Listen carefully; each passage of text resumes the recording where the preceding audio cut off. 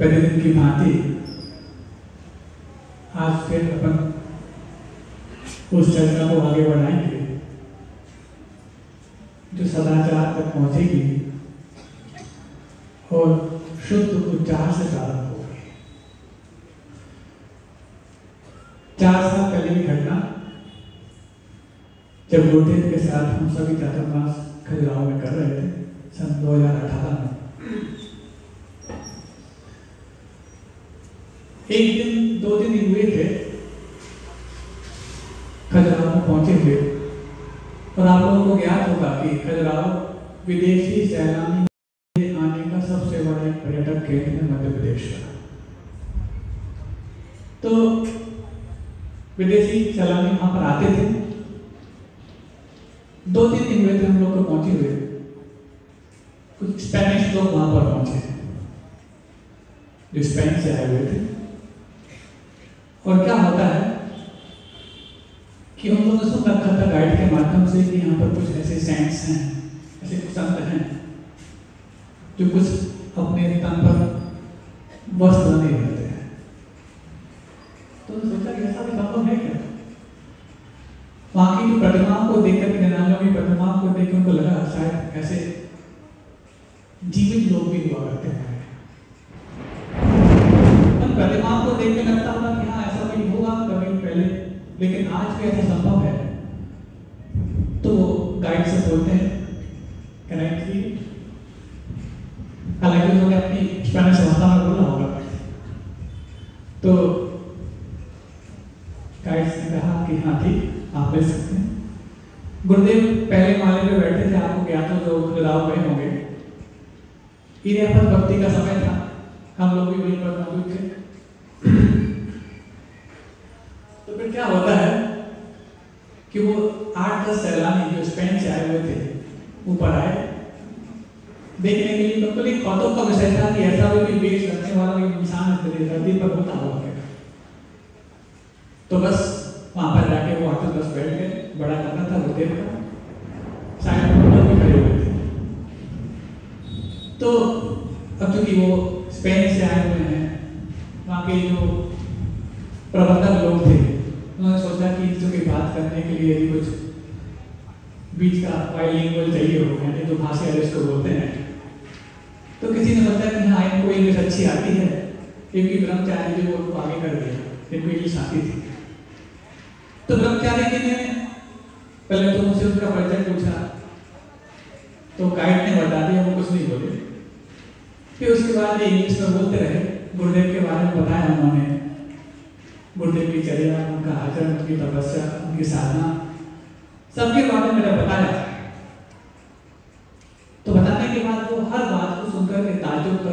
Response भी करते थे, लेकिन एक शब्द भी वो बोल नहीं रहे थे।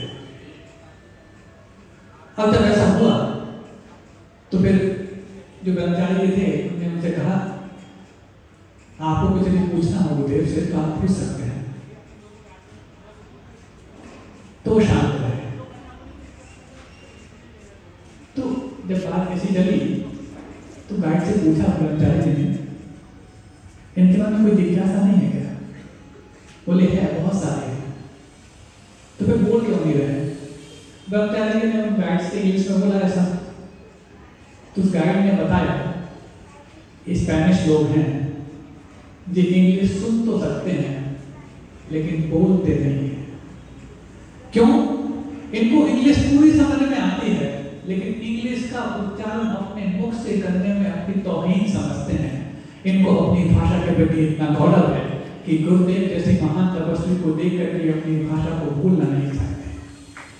आपको बात समझ में आ रही है? ये तो बात होगी स्पेनिश लोगों की जो इंग्लिश सुनना पसंद करते, इंग्लिश समझते लेकिन इंग्लिश बोलना पसंद नहीं करते। कुछ दिनों के बाद कुछ फ्रेंच लोग वहां पर आए। सभी प्रकार के आते थे, ब्रिटिशर्स भी आते थे, फ्रेंच, इटालियन, स्पेनिश, ब्राजीलियन, तमाम तरह के लोग। और ये तो मौसम ही है उन लोगों का वहां पर आने का। तो फिर हुआ ऐसा कि जब फ्रेंच लोग आए, वहीं की जनानों के बाहर जो चबूतरे रहते थे, थोड़े वहां पर गर्मी बड़ी ज्यादा पड़ती है, कल उस साल बड़ी गर्मी ज्यादा लग रही थी। तो हम लोग दोपहर को अथवा शाम को ही नालियों के बाहर जो चबूतरे में अपना गड्डी का तैयारी करते रहते हैं। तो क्या देखते हैं कि फ्रेंच डेपुटेशन है, एक फ्रेंच प्रतिनिधि मंडल जब वहां आया, उसी के साथ साथ कुछ ब्रिटेन के लोग भी आए होंगे। तो ब्रिटेन के लोगों को वो कोई गाइड इंग्लिश में कुछ बता रहा था, पूरा मंदिर के बारे में गाइड कर रहा था। तो वहीं से फ्रेंच लोगों का जो प्रतिनिधि मंडल निकला, उसके गाइड उसको फ्रेंच में बता रहे थे। लेकिन जैसे ही वो ब्रिटिशर्स का प्रतिनिधि मंडल वहां से बाजू से निकलता है, वो फ्रेंच लोग वहां से भागने लग जाते हैं। तो हम लोग की दृष्टि वहां पड़ी, ऐसा क्या है, भागा दौड़ी क्यों मच रही है? तो उस गाइड ने बताया, बोले महाराज ये फ्रेंच लोग अपने भाषा के इतने मुरीद और इतने जज्बे वाले होते हैं कि बाजू से कोई इंग्लिश बोलने वाला निकल जाए तो बोलना तो बहुत दूर की बात है, सुनना भी पसंद नहीं करते। ऐसा उनको अपनी भाषा के प्रति गौरव होता है। और पुरानी बात नहीं कर रहा हूँ, 2-3 साल पुरानी बात कर रहा हूँ। और एक और अच्छी बात, क्योंकि फ्रेंच भाषा की बात आई है, तो ब्रिटेन का जो राजघराना है जो आज तक चला आ रहा है, विक्टोरिया, क्वीन विक्टोरिया आदि आदि सब कुछ जानते हैं। तो वो राजघराने के लोगों को जो शिक्षा दी जाती थी, आप क्या समझते हैं कि ब्रिटेन के लोगों को शिक्षा इंग्लिश में मिलती होगी? और खासतौर से तो ब्रिटेन में राजघराने में शिक्षा इंग्लिश में दी जाती होगी। लेकिन आपको जानकर के हैरानी होगी कि ब्रिटेन के राजघराने के लोग शिक्षा फ्रेंच भाषा में लेते थे। इंग्लिश तो दरिद्रों की भाषा थी, गरीबों को शिक्षा देने की भाषा थी। जिस ब्रिटेन के इंग्लिश को आप अपने माथे पे चढ़ाए घूमते हो, वहां पर राजघराने में इंग्लिश में शिक्षा नहीं दी जाती थी, फ्रेंच में शिक्षा दी जाती थी। और जिसको इंग्लिश में शिक्षा मिलती थी वो गरीब लोग हुआ करते थे, दरिद्र लोग हुआ करते थे। और आप अपने आपके बच्चों को और खुद को इंग्लिश बोलने में बहुत बड़ा अमीर और रईस समझते हो। एक और चीज आपके लिए बहुत सारी जानकारियां मैं देना चाहता हूँ, शायद आपका दिमाग झंझनाए और आप उस गफलत से, उस सर्कल से बाहर निकलने का प्रयास करें, जिससे निकलने का प्रयास कराने के लिए कई बार आपको संकेत मिले होंगे, गुरुदेव के आशीर्वाद मिले होंगे। लेकिन आप ये सोचते हैं कि गुरु जी कह तो ठीक रहे हैं, लेकिन इसके पीछे तथ्य और क्या हो सकते हैं, वो तथ्य मैं आपको बताना चाहता हूँ। गुरुदेव के लिए ये 2-3 दिन का जो मैंने वक्त निकाला है, ये पूरा का पूरा गुरुदेव के चरणों में समर्पित होकर निकलता है। तो एक नॉर्थ ईस्ट में, उत्तर पूर्व है ना आपका, जहाँ पर वो 7 सिस्टर्स हैं, कौन कौन से? आसाम, मिजोरम, मणिपुर, त्रिपुरा, मेघालय, नागालैंड आदि आदि जो 7 जो छोटे छोटे प्रांत माने जाते हैं भारत के उत्तर पूर्व में, सिक्किम भी। हाँ, तो उसमें एक गांव का नाम है कॉमथॉम। आप सर्च कर लेना नेट पर। उस गांव का नाम है क्या? कॉमथॉम। उस गांव के लोग, आपको लगता होगा शायद असमिया में बात करते होंगे या कोई मिजो भाषा में बात करता होगा, मणिपुरी भाषा में बात करता होगा, या फिर इंग्लिश में बात करता होगा, या फिर संस्कृत में बात करता होगा, द्रविड़ में बात करता होगा। आपको जान के ताज्जुब होगा कि वहां पर उस कॉमथॉम गांव में कोई भी भाषा नहीं चलती है। तो बिना भाषा के, बिना बोली के लोग संवाद कैसे करते होंगे? सिर्फ एक ध्वनि निकालते हैं, अपने मुंह से, इसको पीपिंग बोलते हैं। सिर्फ ध्वनि निकालते हैं और ध्वनि के संकेत से वो आपस में समझ जाया करते हैं कि सामने वाला क्या बोल रहा है, क्या नहीं बोल रहा है। आपको लगता है कि इंग्लिश के बगैर आपके बच्चे समझ नहीं पाएंगे, पढ़ नहीं पाएंगे और समझ नहीं पाएंगे। वो एक गांव आपके लिए मिसाल पेश करता है कि इंग्लिश तो बहुत दूर की बात है, किसी भी भाषा के बगैर भी जी पाना और अपनी परवरिश कर पाना बहुत आसान है।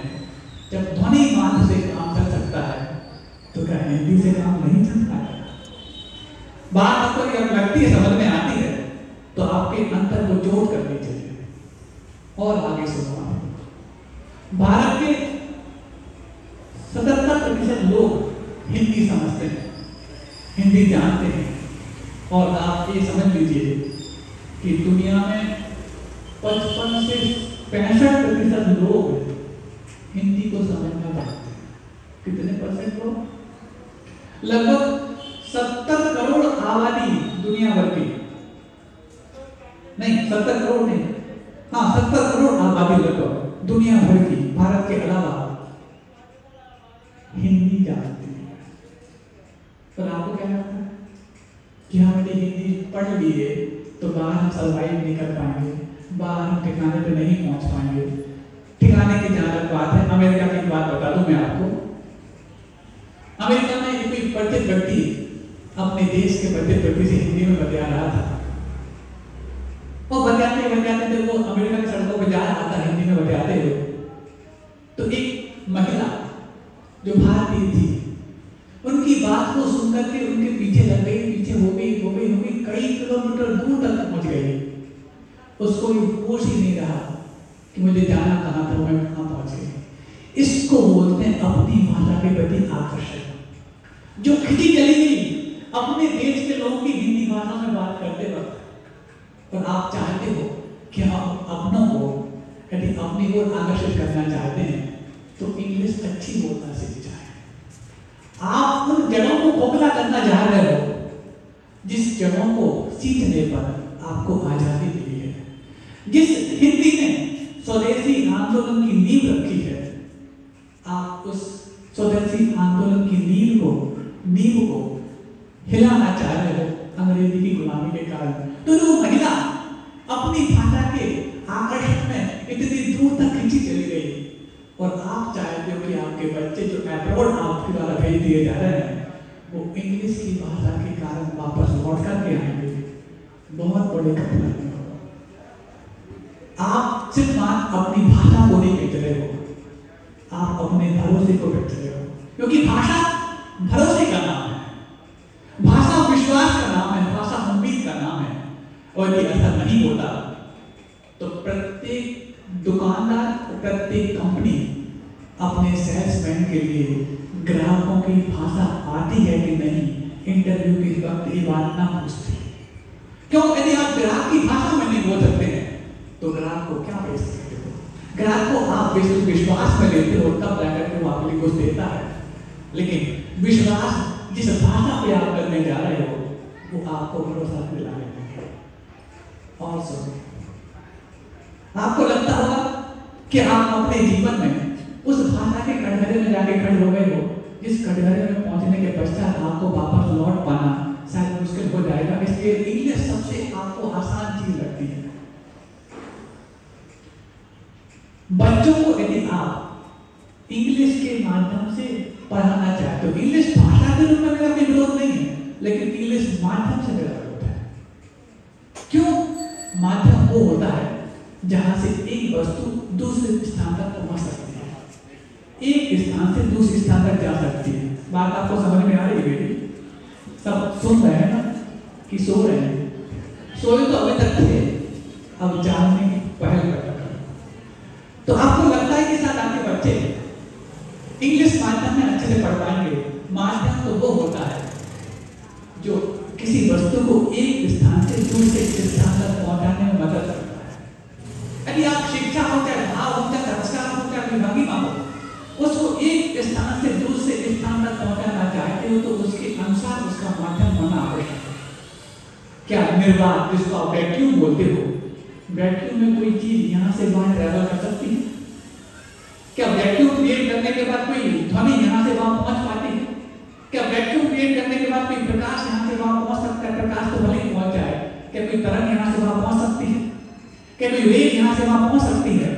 तो जब वैक्यूम यानी निर्वात पैदा करने से कोई पॉजिटिव वस्तु यहाँ से वहां नहीं पहुंच सकती, तो विदेशी भाषा का वैक्यूम क्रिएट करने के बाद आप अपने भावों को, संस्कारों को यहाँ से वहां कैसे पहुंचा सकते हो? यहाँ आप खड़े हो और वहां पर आपके बच्चे खड़े, कैसे पहुंचा सकते हो?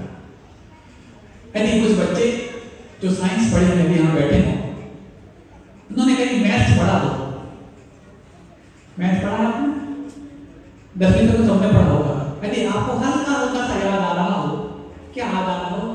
परम्यूटेशन, कॉम्बिनेशन, क्रमचय, संचय, एक अधिकार होता है गणित में।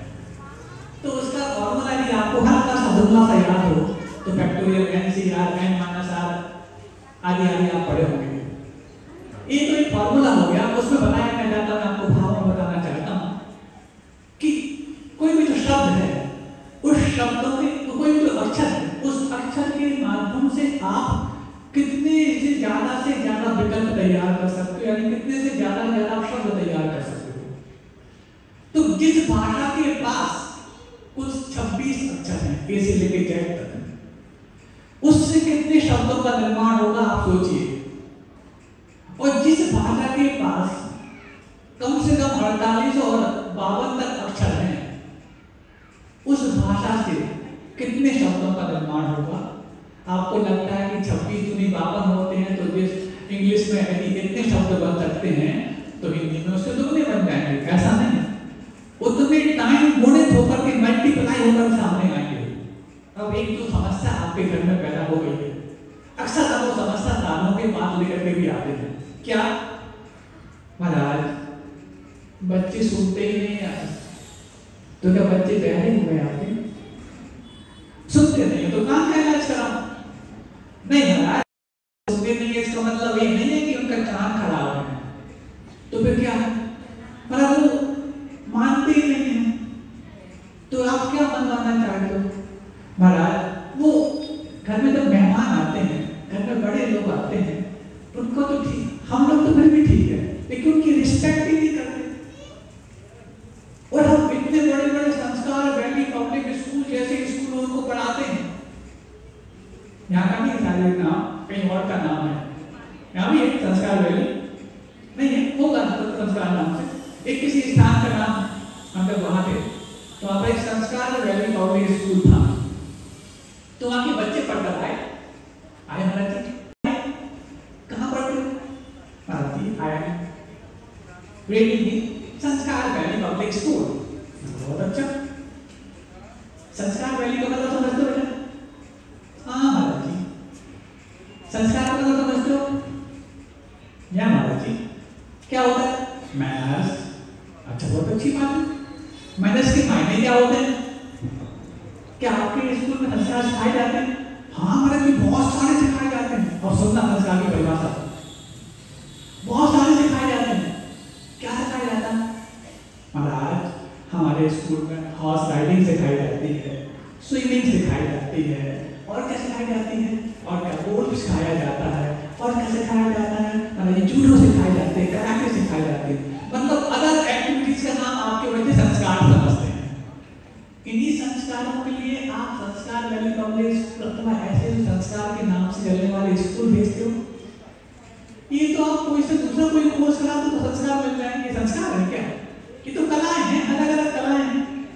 संस्कार तो वो होता है जो उस व्यक्ति के किरदार में झलकता है। तो ऐसे हुआ तो आपको लगता है कि आपके बच्चे शायद नहीं पढ़ पाएंगे, ऐसा नहीं कर पाएंगे। हाँ, तो जो बस आपकी समस्या है, क्या समस्या है? मतलब बच्चे सुनते नहीं है तो बैठे तो नहीं है, बच्चे रिस्पेक्ट नहीं करते। बच्चे रिस्पेक्ट नहीं करते जो समस्या जिसके घर में पैदा हो गई है, उसके लिए मैं मनोवैज्ञानिक तथ्य देना चाहता हूँ, सुन लो सब। तो आया एक व्यक्ति परिवार में आया, महाराज जी बहुत परेशान हो गए हैं, बच्चे सुनते ही नहीं है। सुनने का मतलब बच्चे रिस्पेक्ट ही नहीं करते। इंग्लिश मीडियम में पढ़ते हैं ना? हाँ महाराज जी, लेकिन इंग्लिश मीडियम का मतलब ये नहीं कि वहाँ संस्कार नहीं दिए जाते। जब हम पेरेंट्स मीटिंग में वहाँ पहुँचते हैं तो इतनी अच्छी अच्छी मोटिवेशनल बातें वहाँ बताई जाती हैं। हमें लगता है कि जब मैं एक दिन के लिए महीने में या साल में वहाँ पहुँचते हैं तो इतनी अच्छी बातें सुन करके हम आते हैं जो हमें गौरव देती हैं। लेकिन हमारे बच्चे जब साल भर वहाँ पढ़ते हैं तो संस्कार इसके मन में क्यों नहीं आ पा रहे, रिस्पेक्ट करना क्यों नहीं सीख पा रहे? महाराज अब आप बताओ क्या दिक्कत? तो बता देना, आपके बच्चे इंग्लिश मीडियम स्कूल में पढ़ते हैं, लेकिन महाराज जी ये भी हमें समस्या का कारण समझ में नहीं आया। सुनो, हम समझाते हैं आपके लिए। आपको लगता है आपके बच्चे रिस्पेक्ट नहीं करते ना? हाँ महाराज जी, गलत बात है।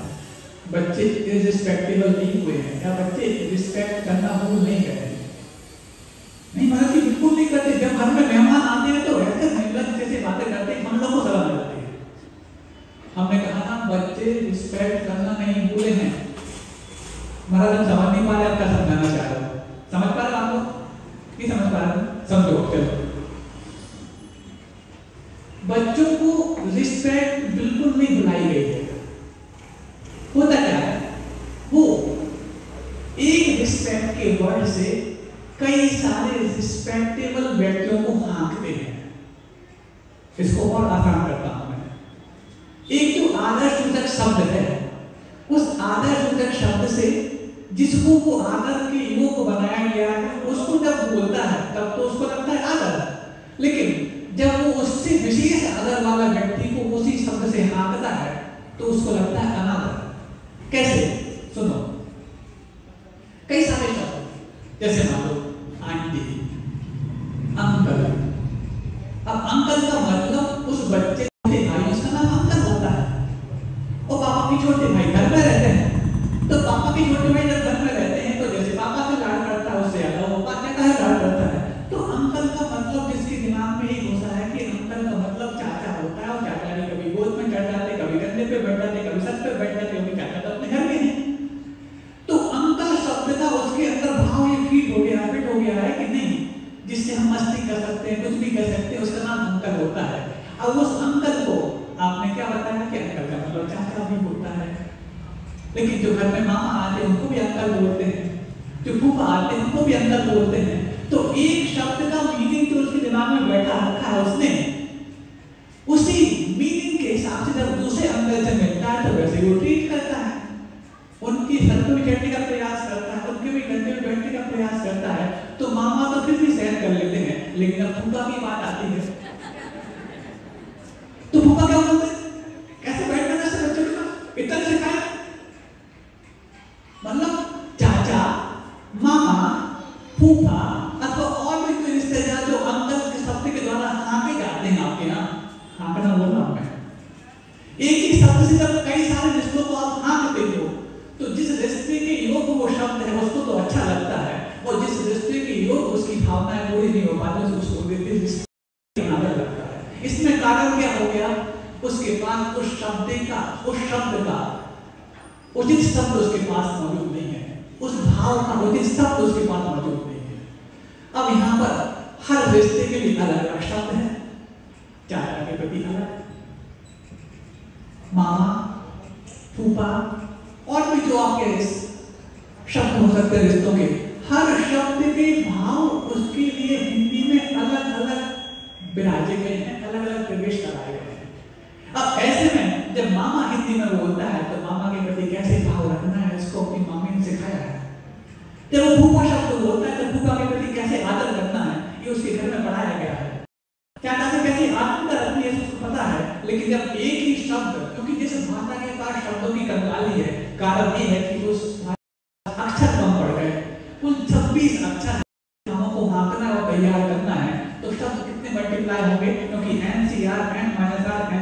जो है फॉर्मूला है उससे उतने ही शब्द बन सकते हैं, लेकिन जहाँ पर शब्दों की इतनी बड़ा जखीरा है, इतना बड़ा भंडार मौजूद है, वहाँ पर हर भाव हर रिश्ते के अलग अलग शब्द मौजूद है, तो जब वो अलग अलग शब्द से अलग अलग आपको लगता है कि कितना आदर करने वाला बच्चा है, कितना संस्कारवान बच्चा है, जबकि वो बच्चा भी उतना ही संस्कार और आदर करना चाहता है, लेकिन उसके पास शब्दों की कंगाली है, इसलिए उसके पास भावना और संस्कारों की कंगाली हो जाती है और आप कहते हैं बच्चा सुनता है।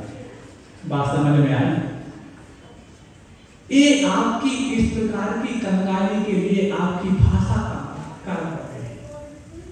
अब और हमने कल भी बताया था कि इसमें बहुत कुछ लिखा है, लेकिन मैं पढ़ना शुरू नहीं करना चाहता, क्योंकि इसके पढ़ने के लिए आपके दिमाग में जाने लग जाएंगे। नासा के मुताबिक हिंदी दुनिया की एक, नासा समझते हो क्या? जैसा आपका भारत का अंतरिक्ष प्रक्षेपण केंद्र है इसरो, ऐसे अमेरिका का है नासा, जहां पर सारे के सारे उपग्रह सैटेलाइट्स वहां भेजे जाते हैं। उस नासा की रिपोर्ट के मुताबिक बताना चाहता हूं कि हिंदी दुनिया की एकमात्र ऐसी भाषा है जो ध्वन्यात्मक भाषा है, यानी कि फोनेटिक लैंग्वेज, एकमात्र भाषा। अब नासा तो कोई छोटी मोटी संस्था नहीं है, वो तो अमेरिका की संस्था है, और अमेरिका जैसे विकसित देश जिस नासा तक अपना गौरव करते हैं, और आप जिस गौरव के हकदार थे, आपने उस अंग्रेजी की गौरव के कारण उस इंग्लिश को बदनाम कर दिया, हिंदी को बदनाम कर दिया। अब सुनो, और दूसरी बात, 20 ऐसे विकासशील देश, विकासशील समझते, प्रोग्रेसिव कंट्रीज, गरीब माने जाते हैं, विकास की ओर अग्रसर हैं, 20 ऐसे विकासशील देश अथवा गरीब देश, और 20 ऐसे विकसित देश या अमीर देश, इन दो अर्थव्यवस्था में तुलना की गई कि ये गरीब कैसे रह गए और ये अमीर कैसे हो गए। तो आपको जानकर के हैरानी होगी कि वो 20 सबसे गरीब देशों की सूची जब सामने आई और 20 सबसे अमीर देशों की सूची सामने आई, तो सारे के सारे अमीर देश अपने देश में शिक्षा का माध्यम अपनी मातृभाषा बना के रखे हैं, और 20 जो सबसे गरीब देश हैं वो शिक्षा का माध्यम विदेशी भाषा बना के रखे हैं। और भारत जैसा देश जो अपने आप को विकासशील मानता चला आया आज तक, उसने भी अपनी शिक्षा का माध्यम इंग्लिश बना के रखा है, इसलिए वो कभी विकासशील से विकसित बन नहीं सकता। आपके राष्ट्रपति कलाम साहब जब हुए थे, उन्होंने राष्ट्रपति बनती वक्त अच्छी बात कही थी। क्या कही थी? भारत को अब अपने आप को विकासशील मानना बंद कर देना चाहिए, उसको खुद को विकसित मान लेना चाहिए। क्यों? इसलिए क्योंकि यदि आप विकसित देश का पैमाना अमेरिका को मानते हैं, तो आज से 20 साल पहले भी अमेरिका विकसित था। तो आज से 20 साल पहले अमेरिका की जो अर्थव्यवस्था थी, भारत की अर्थव्यवस्था उस 20 साल पहले अमेरिका की अर्थव्यवस्था से आज काफी आगे बढ़ गई है। तो जब वो 20 साल पहले इतनी कम अर्थव्यवस्था के पैमाने को पार करने से विकसित माना जाता था, तो आज भारत उस पैमाने को पार करने के बाद विकासशील क्यों माना जाता है? वो भी अपने आप को विकसित क्यों नहीं मानता है? तो आप सिर्फ मात्र इसलिए कि हम इंग्लिश को छोड़ नहीं सकते, इसलिए खुद को विकसित मानने से वंचित किए। कल मैंने एक बात कही थी कि दक्षिण के प्रांतों की जब आप बात कहते हैं तो यही कहते हैं कि दक्षिण के लोग यदि मान जाएं, कर्नाटक वाले, तमिलनाडु वाले, तेलंगाना वाले, आंध्र प्रदेश वाले और केरला वाले, कि हम हिंदी को राष्ट्रभाषा मानने को तैयार हैं, तो फिर हम भी राष्ट्रभाषा हिंदी मानने के तैयार हो जाएंगे। मतलब आप अपनी गौरव को दूसरों पर निर्धारित किए हो। ऐसी एक घटना बताना चाहता हूं आपको। मद्रास की बात है, चेन्नई की बात है। चेन्नई में आप जैसे हिंदी भाषी लोग जब पहुंचे, तो किसी ऑटो वालों के ऑटो में पहुंचे